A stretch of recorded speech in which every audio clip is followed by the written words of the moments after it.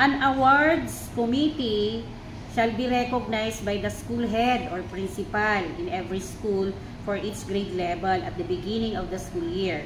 For small schools, only one AC shall be recognized. The committee must be composed of at least 3 members from the teaching staff, guidance counselor, or designated teacher.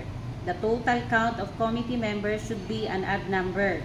The chairperson of the AC should be any of the teachers, department head, grade level chairperson, or curriculum head.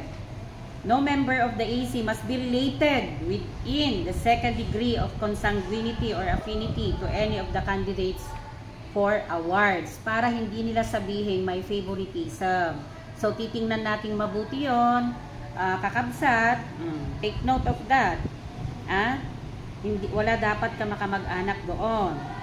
So, the AC shall, number 1, ipapakita na namin dito kung ano yung trabaho ng AC. Yes, AC.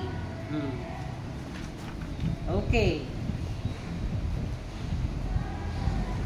So, meron ding process, steps for determining the awardees from May to March noon, from August to May ngayon.